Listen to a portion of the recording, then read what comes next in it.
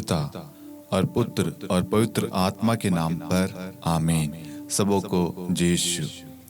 प्रभु यीशु क्रिस्त में प्यारे भाइयों और बहनों, हम 40 काल में 40 दिन रोज एक वचन को लेकर मनन चिंतन कर रहे हैं और आज हमारे मनन चिंतन का वचन है प्रज्ञा ग्रंथ अध्याय 9 वाक्यांश 17।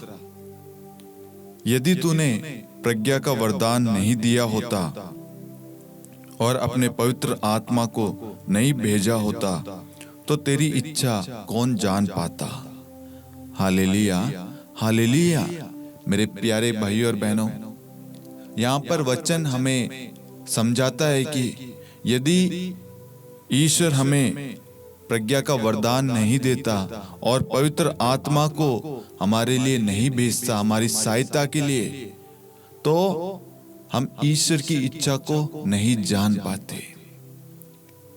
आज ईश्वर अपने वचन के द्वारा हमें कुछ समझाना चाहता है। बहुत सारे लोगों का सवाल होता है, क्यों नहीं मैं ईश्वर की इच्छा को जान पा रहा, क्यों नहीं मैं प्रभु की इच्छा को समझ पा रहा, प्रभु की योजना मेरे लिए क्या है, मेरे परिवार के लिए प्रभु की इच्छा क्या है, मैं कैसे प्रभु के मार्ग पर चलूं, कैसे मैं प्रभु में आगे बढ़ूं, कैसे मैं एक अच्छा व्यक्ति बनूं, कैसे मैं अपने परिवार का पालन पोषण करूं, कैसे मैं अपने परिवार को पवित्रता में लेकर चलूं। ईश्वर की इच्छा को जानने के लिए हमें प्रज्ञा के वरदान की और पवित्र आत्मा की सहायता की जरूरत है। हम बिना प्रज्ञा के वरदान के और पवित्र आत्मा के बिना हम ईश्वर की इच्छा को नहीं जान सकते, क्योंकि जब पवित्र आत्मा प्रज्ञा का वरदान हमें प्राप्त होता है तो हम अपना जीवन प्रभु की इच्छा के अनुसार व्यतीत करते हैं। यदि हमारे अंदर कोई अशुद्धता, अपवित्रता है, कोई पाप कार्य कर रहा है, तो वो हमें प्रभु की इच्छा से पवित्र भरा जीवन जीने से हमें दूर करता है। हमें जानना है, समझना है कि क्या मेरे जीवन में कोई पाप कार्य तो नहीं कर रहा, कोई मैं गलती तो नहीं कर रहा, कहीं मेरे अंदर मेरे मुख के द्वारा, मेरी जीवा के द्वारा, मेरे आचरण या मेरे व्यवहार के द्वारा कहीं मैं पाप तो नहीं कर रहा। क्योंकि प्रज्ञा का वरदान और पवित्र आत्मा के बिना हम ईश्वर की इच्छा को नहीं जान सकते। ईश्वर की इच्छा मतलब प्रभु मेरे परिवार के लिए आपकी इच्छा क्या है, मेरे भविष्य के लिए आपकी इच्छा क्या है।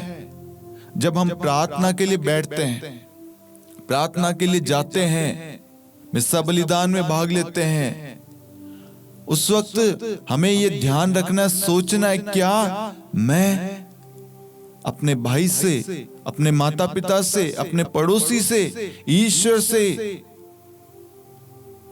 मेरा संबंध कैसा है, मेरा रिश्ता कैसा है, मेरी सोच कैसी है, मेरा स्वभाव कैसा है, मेरे बोल कैसे हैं, मेरा आचरण कैसा है, मेरा प्रेम कैसा है। क्यों ये जानने की जरूरत इसलिए है क्योंकि हम जब प्रभु में आगे बढ़ते हैं तो बहुत सारी चीजें हमें रोकने को आती है, ताकि हम पवित्र भरा जीवन ना जिए, प्रभु की कृपाओं से वंचित रहें, प्रभु की इच्छा को ना जाने, प्रभु में आगे ना बढ़े। इसलिए हमें एक एक स्टेप पर एक एक चीज को समझना है, जांचना है, जानना है, समझना है और एक अच्छा व्यक्ति बनना, एक पवित्र व्यक्ति बनना है।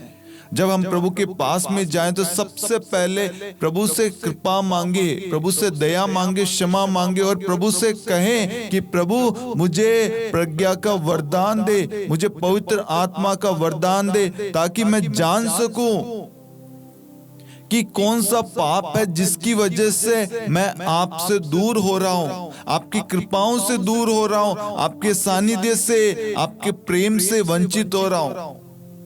कभी कभी हमारे अंदर नकारात्मक सोच आने लग जाते हैं कि प्रभु मुझसे प्यार नहीं करता, मेरे जीवन में कोई बदलाव नहीं है, मैं प्रार्थना करता हूँ, चर्च जाता हूँ, मदद करता हूँ, दूसरों के लिए सहायता करता हूँ, भलाई का काम करता हूँ, लेकिन जब आपके जीवन में एकदम से कोई परेशानी आ जाती है, दुख आ जाता है, आप हिल जाते हैं, कमजोर हो जाते हैं, विश्वास डगमगा जाता है और आप उस वक्त प्रभु को कोसने लग जाते हैं, प्रभु पर आरोप लगाने लग जाते हैं और उसके बाद में आप प्रार्थना से दूर हो जाते हैं, चर्च से दूर हो जाते हैं और आप संगति से वचन पढ़ना बंद कर देते हैं और आपके अंदर नकारात्मक सोच बहुत सारे चलने लगते हैं। ये बहुत सारे लोगों सभी के साथ में होता है। शैतान हमें भटकाना चाहता है, हमें प्रार्थना से दूर करना चाहता है। मैं आपको एक चीज कहना चाहूंगा, जब आप प्रार्थना करते हैं, प्रार्थना करने बैठते हैं, उसी वक्त क्यों परेशानी आती है? क्योंकि आपकी प्रार्थना में सामर्थ्य है। आपकी प्रार्थना से आपका परिवार खुश रहेगा, आपकी प्रार्थना के द्वारा आपका परिवार आशीष पाएगा, आपकी प्रार्थना की वजह से आपका घर सुखी रहेगा, आपकी प्रार्थना की वजह से आपका घराना बचा रहेगा, आपकी प्रार्थना की वजह से आपका परिवार और आप स्वयं खुद पाप से दूर रहेंगे, पाप की जोखिमों से दूर रहेंगे और आपकी प्रार्थना के द्वारा आपका परिवार पवित्र बना रहेगा। आपकी प्रार्थना के द्वारा आपके परिवार का उद्धार होगा।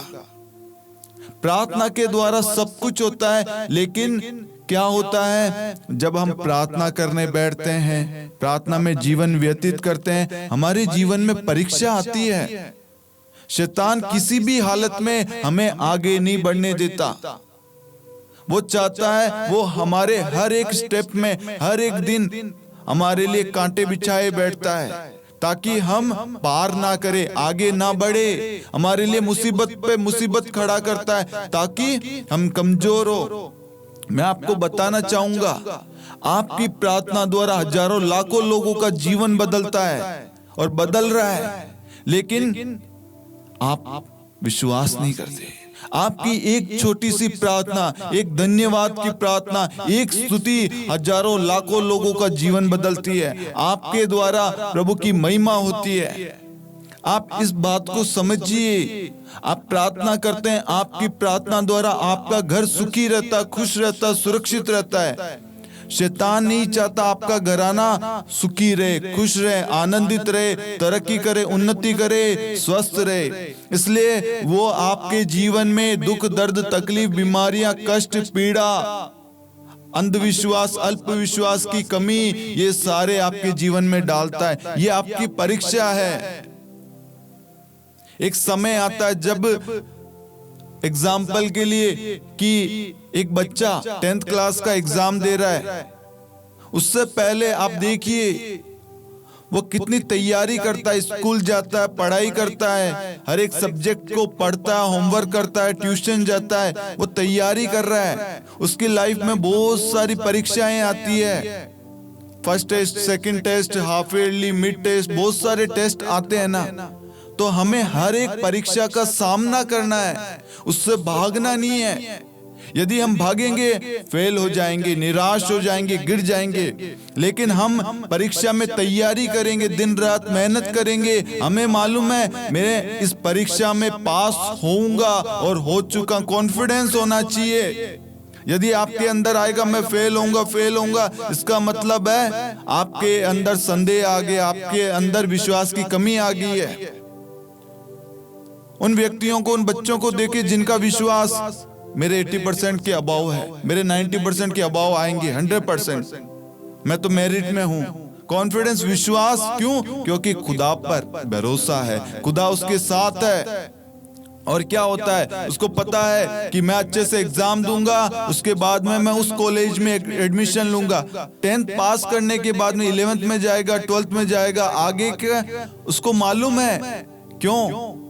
क्योंकि हर एक जगह उसको परीक्षा देना है। सफलता उसके आंखों के सामने, लेकिन उस सफलता को पार करने के लिए, उस सफलता को पाने के लिए, हासिल करने के लिए उसे हर एक स्टेप पर परीक्षा देनी है, परीक्षा को पास करना है।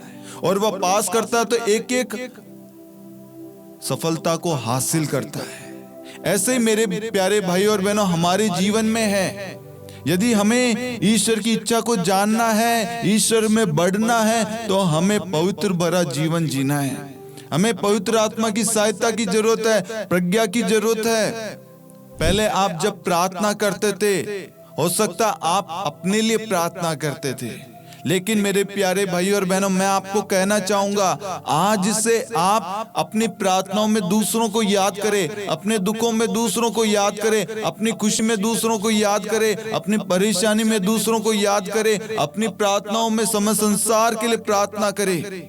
आपकी एक प्रार्थना समस्त संसार को सुरक्षित रखेगी। प्रार्थना में सामर्थ्य, शक्ति, बल है, लेकिन क्या है, शैतान हमारे अंदर कार्य कर रहा है, वह हमारा ध्यान भटका रहा है कि इस भाई का, इस बहन का, इस परिवार का, इस बच्चे का ध्यान प्रार्थना में ना लगे। यदि ये प्रार्थना में ध्यान देगा तो ये सफलता पाएगा। यदि ये प्रार्थना करेगा तो इसको प्रकाश मिलेगा, मार्गदर्शन मिलेगा और ये सफल व्यक्ति बन जाएगा। यदि ये व्यक्ति प्रार्थना करेगा तो ये पवित्र परिवार बनेगा और ये पाप से दूर रहेगा। इसलिए क्या होता है ना, शैतान हमारे जीवन में ये तकलीफ, ये पीड़ाएं लाता है और हम क्या करते हैं, हम उस तकलीफ में, उस पीड़ा में निराश हो जाते, गिर जाते हैं, टूट जाते हैं। हमें टूटना नहीं है, गिरना नहीं है, हमें उन सारी समस्याओं को कहना, यीशु मसीह के नाम से मैं आदेश देता हूँ, मेरे जीवन से, मेरे परिवार से, समस्त संसार से ये समस्या मैं तेरे को आदेश देता हूँ, मेरे जीवन से, मेरे परिवार से इसी वक्त निकल जा। मैं तेरा खंडन करती हूँ, तुझे कैंसिल करती हूँ। सारी योजनाएं, सारी बातों को, सारे शब्दों को, सारे व्यवहार को, सारे पापों को मैं दूर करता हूँ और यीशु के लहू से अपने आप को शुद्ध करता हूँ, कवर करता हूँ और यीशु के वचन में अपने आप को सुरक्षित महसूस करता हूँ।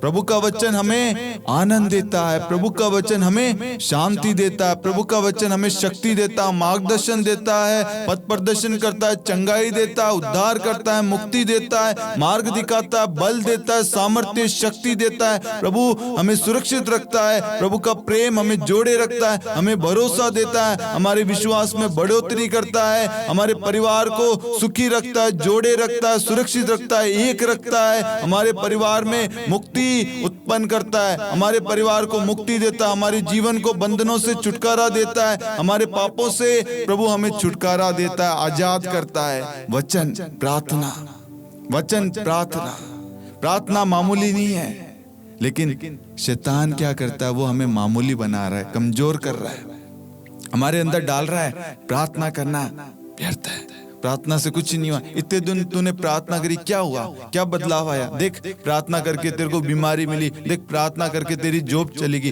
देख प्रार्थना करके तेरे घर में क्लेश हो गया, देख प्रार्थना करके देख तेरा दोस्त चला गया, देख तू प्रार्थना की वजह से ना कोई पार्टी में जा सकता है, ना प्रार्थना की वजह से देख तू खेलने नहीं जा सकता, देख प्रार्थना की वजह से तू वहां नहीं जा सकता। ये शैतान हमारे अंदर डालता है, देख तू प्रार्थना की वजह से उस शादी में नहीं जा पाया, देख प्रार्थना की वजह से तू मूवी देखने नहीं जा पाया। शैतान हमारे अंदर नकारात्मक, नेगेटिव सोच डालता है ताकि हम उलझे रहें, ताकि हम संदेह करें और धीरे धीरे धीरे धीरे करके हम प्रार्थना से दूर हो जाते हैं।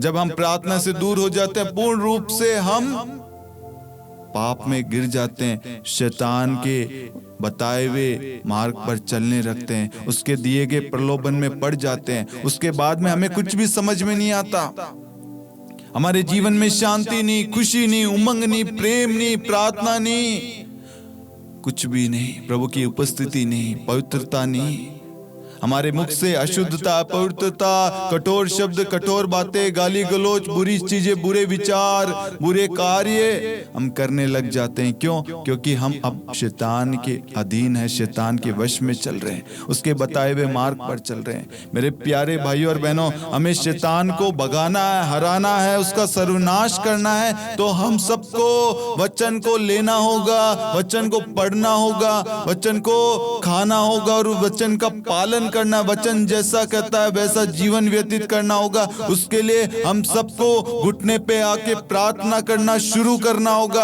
आपके प्रार्थना करने से सारे बंधन टूट जाएंगे। हम देखते हैं पौलुस और सीलस बंदी गृह में बंधे हुए थे, जो भी सांकल जो भी थी उनसे वो जकड़े हुए थे, उस दर्द पीड़ा में थे, उस पीड़ा के अंदर, उस दुख में, उस परेशानी में, उस विपदा में, उस कठिनाई में, उस संकट में उन्होंने अन्य चीजों पर ध्यान नहीं दिया, उन्होंने शैतान की बात पर ध्यान नहीं दिया, उन्होंने प्रार्थना को जगह दी और वह ईश्वर की स्तुति महिमा करने लग गए, आराधना करने लग गए, प्रभु का गुणगान करने लग गए। और क्या हुआ?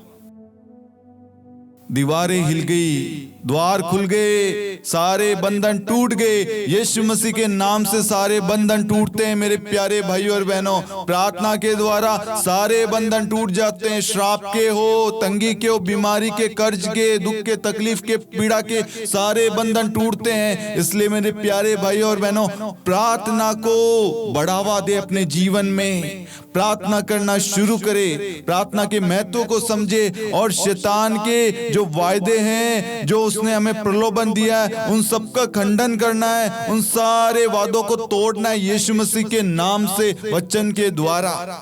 और शैतान जब हमें प्रलोभन देता है, दिखाता है, तू एक काम कर, तू प्रार्थना मत कर, तू यहाँ चल, खेलना कूद, ये कर, तेरे लिए देख इतनी धन दौलत, ये हमें हर एक चीज में, हर एक जगह ईश्वर की इच्छा को पूछना है। उसके लिए अपने आप को तैयार करे कि प्रभु मुझे प्रज्ञा का वरदान दे, मुझे पवित्र आत्मा का वरदान दे, ताकि मैं शांत में जीवन जी सकूं, ताकि मेरे अंदर पवित्रता आए और मैं सबको अच्छी नजर से देख सकूं, सबसे अच्छी बातें कर सकूं, अच्छी चीजें सुन सकूं, अच्छे कार्य कर सकूं, भलाई करूं, बुराई के बदले बुराई नहीं बल्कि भलाई करूं, दूसरों को गाली के बदले गाली नहीं बल्कि आशीर्वाद दूं, दूसरों की सहायता करूं, दूसरों का मार्गदर्शन करूं, दूसरों के लिए प्रार्थना करूं।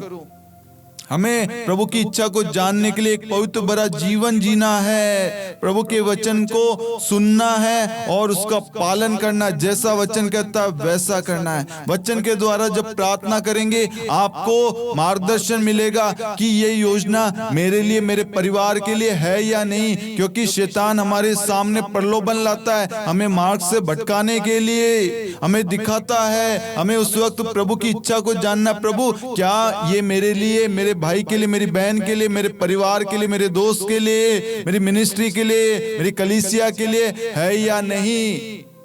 जब आप प्रभु को जगह देंगे, प्रभु से इच्छा मांगेंगे, पवित्र आत्मा आपके सामने रिवील करेगा कि नहीं बेटा ये तेरे लिए नहीं है। अगर आपके लिए है तो पवित्र आत्मा कहेगा आगे बढ़ो, ये तुम्हारे लिए है। नौकरी का टाइम हो, जॉब के लिए हो, कोई इंटरव्यू के लिए हो, पढ़ाई के लिए हो, कहीं बाहर जाना है, शादी के लिए हो, किसी भी चीज के लिए, कोई बिजनेस शुरू करना चाहते हो, घर लेना चाहते हो, प्लॉट लेना चाहते हो, गाड़ी लेना चाहते हो, कुछ भी आप करना चाहते हो, उससे पहले प्रभु की इच्छा मांगे, प्रभु ये कार्य करूं, इसको शुरू करूं, क्या करना चाहिए आप बताइए, आपकी इच्छा पूरी हो, मेरी नहीं प्रभु आपकी इच्छा, आप जो कहेंगे वही करूंगा। जब आप प्रभु के बताए हुए मार्ग पर चलेंगे, प्रभु की इच्छा के अनुसार चलेंगे, मैं कहूंगा आप दुनिया के सबसे सफल व्यक्ति कहलाएंगे, क्योंकि प्रभु प्रज्ञादाता, स्रोतकर्ता, जीवनदाता, मुक्तिदाता आपका मार्गदर्शन करेगा।